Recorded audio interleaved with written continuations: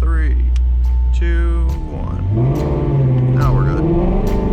I know you think I'm crazy, but just trust me. Holy shit.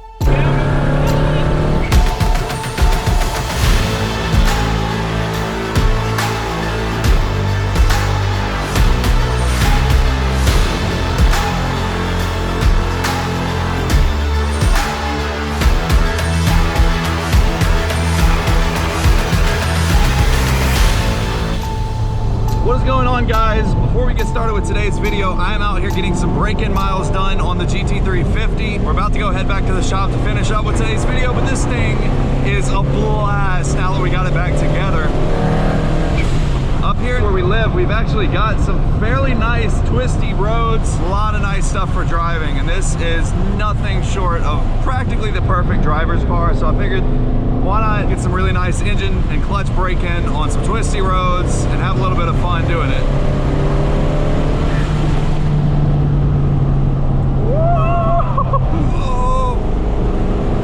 Oh, baby. This car is begging to be taken to a freaking track with this new engine and twin turbo setup. Oh my god. The handling on this car is literally unreal. You would not even believe.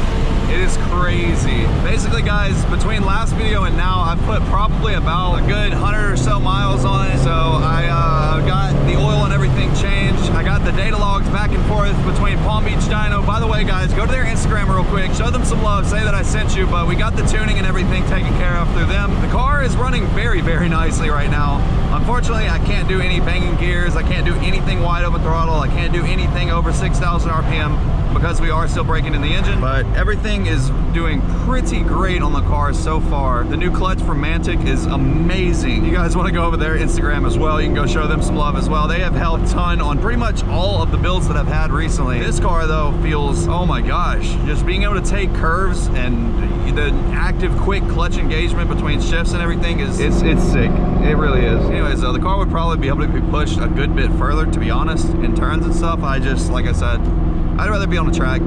If I decide to slide off, I'd rather slide off into dirt and gravel than slide off into, for instance, like this. It's a nice little drop off. I feel like every vlog for the last, I don't know, 6 months, it seems like, has been nothing but working on cars. So I wanted today's video to be a little bit different before we got started into our stuff, which is why I'm filming all of this, but there's freaking campgrounds over there to the left, and I'm just coming through here with a Twin-Turbo GT350 with blow-off valve whoosh noises. Our tires should be good and warm now, so we can probably hit it a little harder, just a tiny bit.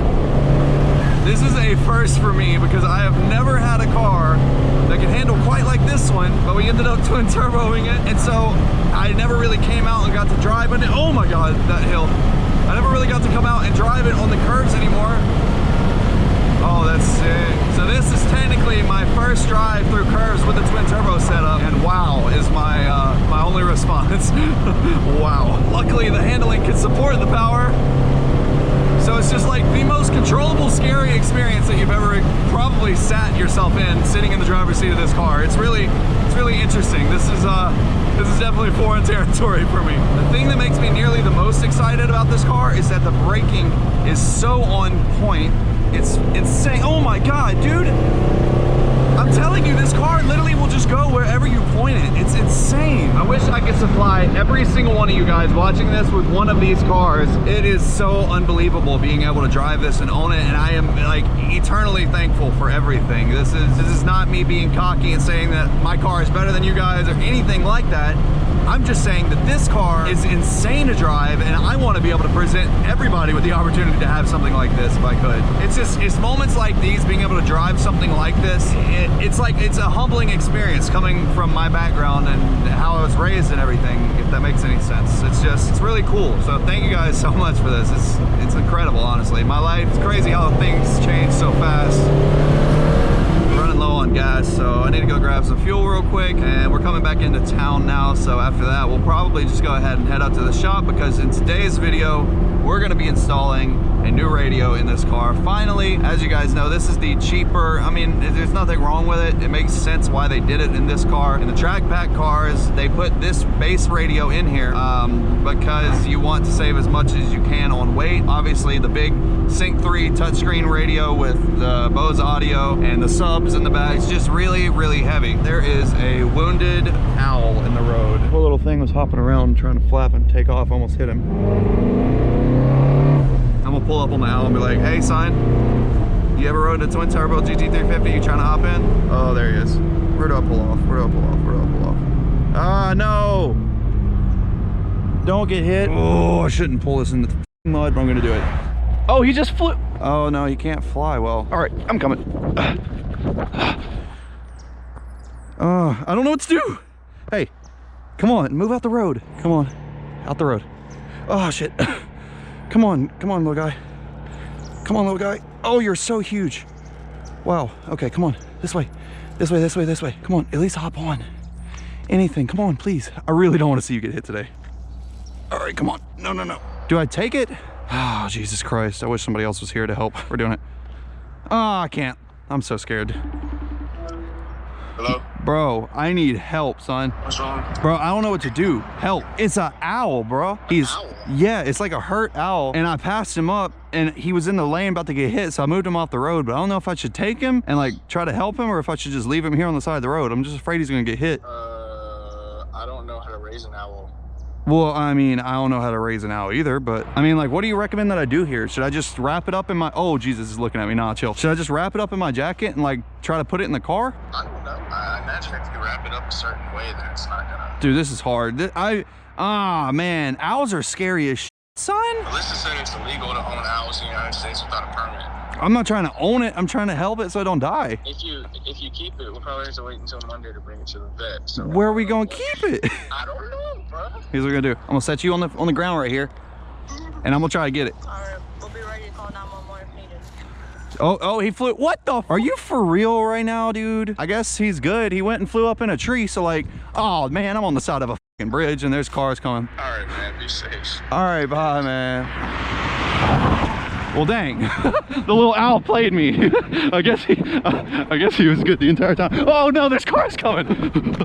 I guess we're done here. So for the next portion of today's video, we're doing something that I've been looking forward to for a long time. As you guys know, pretty much the only thing that I really don't like about this car, and I will still say this to this day, is that I do not like the radio that's in here. It doesn't have the technology package. It's got the track pack, so it's got Recaro seats and it's got Alcantara everything, and it's got, you know, the little things like that, but it doesn't have the radio. So anyways, long story short, the radio in this car is really primitive. So today we're going to be upgrading it to the new Sync 3. This is an actual OEM GT350 part number. Everything on here, we've got our active exhaust right here, all of our gunmetal colored features and knobs rather than the chrome. Oh yeah, and by the way guys, this entire kit is from Hellhorse Performance. If you guys have the basic radio like I have in my GT350 here and you want to upgrade it to the nice big OEM touchscreen radio, it's really actually a lot more simple than you think, and I'll show you guys how simple it is in today's video because that's what we're doing. We're transforming everything over to this nice new stuff, and Hellhorse Performance actually sells this entire kit plug and play ready to go, and you can save a lot on the kit if you want to go check it out. You can go click down below and use code IT'sJustA6 on Hellhorse Performance's website. So it looks like we've got a few different components here. USB port for in the center console. We've got a few different harnesses here. This is going to be for Apple CarPlay because this car actually does not have CarPlay as of right now, which we're about to actually get it, which is cool. So I'll have navigation on the car. I don't know what these are all for. I guess I'll have to figure it out. I've never done one of these, guys, so you're gonna have to bear with me here. This is something that I've never done. Thank you for your purchase of base to Sync 3. Oh, I've been saying it wrong the entire time. So yeah, guys, basically that is the base radio that comes in a GT350. We are upgrading it today to the Sync 3 via Hellhorse Performance. And again, if you want to get this entire plug and play kit off of Hellhorse Performance's website, you can do so for relatively inexpensive, and you can even save more using the code IT'sJustA6 at checkout. This kit gives you every single thing that you need to swap over to the bigger Sync 3 rather than the base radio.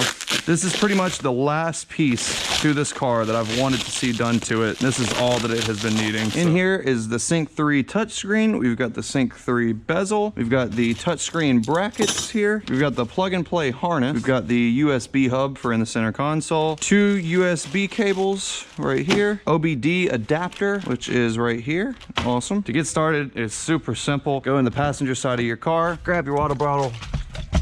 Well, that didn't work out as like I was hoping to. And this is where it gets a little bit cringy, but literally just grab this little panel here and pop it. Come on, just do it. I don't like doing this. I always think I'm gonna break it. Oh. Okay, all right, I got you. Come on, dude. Oh, okay, typically they are not in this tight. Oh, I know it sounds terrible, but it's fine. Oh, they've got these two little panels that are also just clipped in. I swear everything in these cars, whenever you take it out, it sounds like it's breaking, but it's not. And there are two little 7mm on both sides of these, and you've got to take those out. Then I'm going to reach over to the driver's side here and pull back the same panel. And again, two more little 7mm right up there at the front. There we go. So now after I get that, I'm going to finish snapping this up. Oh yeah, I forgot. There's two 7mm down here under that rubber too. I swear everything in this car. Now we've got our console pulled back out of the way. And once it's pulled back out of the way, you'll notice at the very bottom down here, there is 1, 2, 3, and 4 7mm that are holding the radio bezel face in place now. Let's remove those 4 as well. I forgot actually, these two screws down here, the 2 bolts down here that I was showing you guys are not actually for the radio face. I forgot they're for the trim pieces underneath. So actually, now you'll notice between the cigarette lighter and the USB, there is this little center flat panel. We're gonna stick a tool in there and we're gonna actually pry that out, and it removes actually very nice and easy. And once that is out of the way, it will reveal the 2 7mm. It's gonna be kind of hard to see, but there's one right there and there's one right there underneath the hazards and launch control buttons. Now that I got those exposed, let's go ahead and remove those as well. It is pretty sturdy, so you just got to give it a nice little tug and it comes out pretty simple. Now back behind here, there's going to be 3 plugs that are plugged into it. Let's get this main big one. There we go.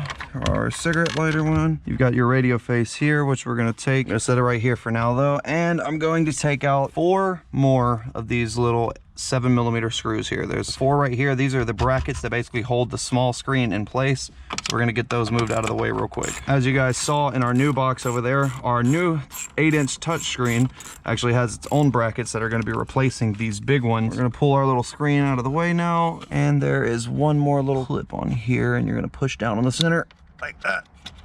And there we go. As you guys see, here are the major differences between the 2 bezels. First off, as you guys see, instead of just hazards, traction, launch control buttons, we've actually got these really cool little toggles here. We've actually got a new option added as well, as you guys see, for the active exhaust, which is awesome. Also, this one, instead of having the little primitive knob and temperature control and everything like that, we've actually got this nice dual climate control for passenger and driver settings, as well as a different button layout right here and as well as up here. So instead of having all this nasty crap with, you know, all that, we've just got very minimal buttons, and the rest is handled through the touchscreen. The volume and the tune buttons pretty much remain the same between the 2. Start button is the exact same. Basically the main differences are the buttons, the options, and the screen size. So let's look at the back of this thing and figure out what all plugs in here. So first off, so this actually plugs into the back of the radio, I believe. Like I said, guys, never done this, so we're figuring it out as we go. Before we go any further, we need to get back into the car though. Take our 7mm here, and if you look behind where the screen itself was, we've got a control module back here, and it's got 3 of the same 7mm screws holding it in. So just like the others, let's go ahead and remove these as well and get this out of the way. There's a few more connectors back there. Okay, so at this point, I believe the entire 4-inch screen system is out of the way. So our USB slides down into there like so. As you guys remember, we had the USB on this one as well. This is just the updated harness so that it supports CarPlay, I believe. Let's see. I'm actually going to take this connector off of here. Guys, I apologize for being such a doof. I'm trying to figure this out as well. I don't know why. I just don't like looking at instructions so much, so I like figuring things out. Okay, so we're going to take this harness that goes into the back of the SIG 3 and come into the car. And now this, I believe, connects into here. In here? Nope. And here. Yep. And we've got one more plug right here, and I believe this is for maybe the backup camera. I'm not too sure, but whatever. Put it in like so. Clip that down in place, and then after that we've only got these 2 USBs, but I don't believe we actually use those anyways. Okay, now I've got this ultra long connector, which maybe goes down here. I don't know. Oh, okay, I figured it out. Okay, so the 2 USB cords that he gave us, remember guys, I put this one into the front of the radio. This other cord right here, this little cable, one plugs into this side, and one of them is actually going to plug into the right side here like so. Once I route it through the console, console. And then this right here is that small little connector that I was just now looking at. So this is actually the connector that goes on the inside of the center console. Let me show you guys real quick. So this is our USB hub. We're actually not going to be using that anymore. And the cable that came off the back of it, I'm going to pull it back into the center console and tuck it. Now I need to feed our new cable through the same little hole for the USB hub. Run it through, run it through, run it through. And then for now, I'm just going to set it in the center console because I do still have a few more connectors to hook up, as you guys just saw. But as for the wires, let's go ahead and start running the wire here. So I'm going to tuck it underneath all this insulation in here. Now I'm going to feed the second little small connector here all the way through. And we're going to run it to the little USB hub in the center console as well. And we can plug in the second connector of the three. So now I believe we're good to grab our interface. Okay, so we're going to take the USB out. This has got to run again back to the center console. This is the last connector, and then we can stick our hub into the console, and I think we're good. So the USB hub that comes in the car, we're actually just going to tuck that one out of the way. Instead, what we are going to be using is this new little USB here. So I'm going to tuck wires real nice and neat behind this little center portion. Run it through there like that. And I'm going to leave our USB sitting there for easy access whenever we get ready to put it all together. Same thing, wire down the center, tuck it back behind all the insulation for the shifter and all. Now we're going to take this little piece here and let's connect it. And that is our third connector to our smart hub for Apple CarPlay. So I'm going to take it and shove it back in. I'm going to take our new mounting brackets. I'm going to set them in place to try to get a feel for how they go in place. Okay, so they go like that. So this one is actually going to be on the left side. So it's going to mount like so. So now next, I'm going to take this long USB. If you guys remember, I was saying we got to plug this into the back of the radio here. So what I'm going to do is I'm actually going to take it and feed it up behind the CD player and all that good stuff. Bam. I'm going to take our big giant connector here and get it plugged in as well and secure it down in place. Same thing as the 4-inch display. Take our USB here, get it put back in, snap one right here, snap one right here, snap one right here, snap. Then this thing just gets shoved back in there like so. Uh-oh. Well, I turned it on. Oh, no way, dude. Oh. Does it do anything now? Oh! Oh! I'm about to start shaking. No way. We have sync 3 on here now. Oh, thank God. This is so cool. Is it gonna work though? Oh! Hey! Hey! Hey! Hey! Hey! Everybody running out the room. Everybody begging, don't shoot. Try me, I got the gun. That is so awesome though. Seriously, we've got everything hooked up and it appears to be working great. Let's try the air. Oh, it works. I think you get the picture. We did it. I don't know if it was available as an option. I think me and Jeff talked about this before. Essentially what we're doing is we're taking a track pack car and we're installing the technology package into it. So now I've got an Avalanche Gray GT350 that is a built motor twin turbo setup with the track pack Recaro seats and the technology package with the 8-inch touchscreen. This is one hell of a car. All right, now we're gonna pull off our screen protector. Oh, no way. Jeff, I know you're watching this right now, so I'm gonna just go ahead and say it so I don't have to call you and tell you. I love you so much. You are the best man on the planet. You have legitimately forced me into building my dream car that I didn't know that it was my dream car. This thing does not even look like the same car inside anymore. That is insane. Go ahead and start it up. Exhaust valve is closed. That is so cool. Look at that, dual climate control. So there we have it, guys. Check it out. We've got GPS on the track pack GT350 now. We've got music, got everything. This is so cool. Well, cool. That was actually, surprisingly, a very simple install. Shout out Hellhorse Performance for making a very, very nice install. Well, guys, I guess now that everything's done, let's go for a test drive. Before we end today's video, I want to go get a little bit more test miles put on the car, just because we got to have a lot of break-in miles done. Plus, I wanted to ride around and check out this new radio. It's so cool to be able to have everything there now. Get her in boost a little bit. This car, for some reason, has no, like, barely. Like, it doesn't want to barely get into boost. It's just, as soon as it gets into boost on, it's like, ah! That's me trying as gentle as I can to just barely give it anything. Next up, I need to get the boost controller put on. Once we get the boost controller on and get the break-in miles down, I can put synthetic oil in here. Once synthetic oil's in here, then we should be pretty much good to start beating on it. I'm not sure exactly what I'm gonna do with this car as of yet. I don't want to take it to the drag strip and beat on it too much just because this is the stock Trans. I've got the other car that is supposed to be the drag car, so I'm gonna keep this one hopefully off of the drag strip as much as I can force myself to do so. You're gonna have to at least take it once. Oh man, I'll take it once, yeah. I just don't want it to go out there every day and then me end up being like, oh, I need a roll cage now. Oh, I need a triple disc clutch and a built trans now. Oh, I need to go 8s now. All right, you ready? 4th gear, I'm just gonna do like 40% throttle. Well, 50, let's do 50 or 60.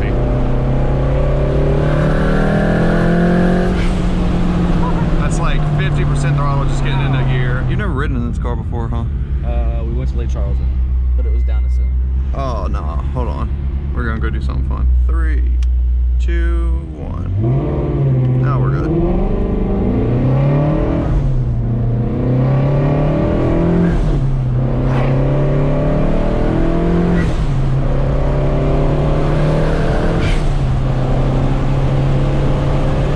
I know you think I'm crazy, but just trust me.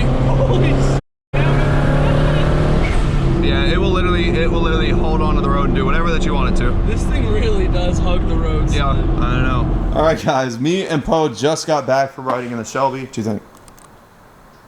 The Shelby's pretty quick, man. It takes turns a lot faster and it hugs the corners a lot more than you would ever expect. I think that is the craziest part about this car is it's really cool, obviously, to have drag cars, have drag builds and whatever. And that's all that I've pretty much done. Once I got into drag racing and stuff for the first time, I really wanted to build a drag car, so I ended up building a really fast drag car. But this here, this is another level of awesome to be able to have basically a 1500 horsepower capable car at the touch of a button. All you gotta do is turn the boost up with the built motor to support well over that, and it's got basically the suspension and tires to be able to handle any curve that you pretty much throw at it. Everything about it, it's just a track monster. The brakes, the clutch, it's just wow. This thing is intense, to say the least. Today, I hate to say it, this has officially made this car my favorite car. I can't. I have to come out and say it. It's official. This is definitely my favorite car at this point. It takes me a lot to say that. But like I said, there was a few things that I wanted to get fixed on the car to make it to where I could say that. But this is definitely my dream car. It has slowly but surely come into fruition, and it is here. So it's really crazy. I don't know. This has become my baby, basically. Cannot get enough of it. But the new radio was pretty much the only thing that this car was lacking. Everything else is as close to perfect as it gets. The paint is completely unique. Like I was saying, this car is basically 1 in a million now that it's got the upgraded radio. So this is the Recaro package and the technology package, which actually was not offered, so we just built one ourselves, and it's pretty epic. It's just it's so, you know. To put it into perspective, imagine taking like your Ford Focus or like your S550 and literally going as fast as you possibly can and take a 45-mile-an-hour turn. Yeah, basically. On low boost on this car. Me and Poe, I actually had already stopped recording on the GoPro and we were headed back to the shop. But there was one last turn and me and him it was like 40 mile per hour advertised, and I was like, let's just see. And yeah, we took it at like 110 or so, 120 miles per hour for a 40 mile per hour turn, and it literally just, it was like it didn't care. But it was crazy because we were literally, like, my body, I could feel the blood getting shoved one side of my body because we're taking the corners so hard. But anyways, guys, pretty much at this point, this is as far as I really wanted to take this car. I'm probably saying that now, and then the next 6 months is going to be way crazy. But anyways, we've got a lot of crazy content coming your way in the next few videos, so make sure you go ahead and hit subscribe down below if you have not already. Turn notifications on, because I know a lot of you guys subscribe without notifications on, and that's a no-no. You got to have notifications on. We got new videos posting literally 3 or 4 times a week, so make sure you turn notifications on to stay tuned and stay updated for everything going on, because we've got a lot going on. Do it! Anyways, guys, thank you so much for watching. What the hell did I just say? Go check out Poe's channel if you have not already, and I will see you guys next video.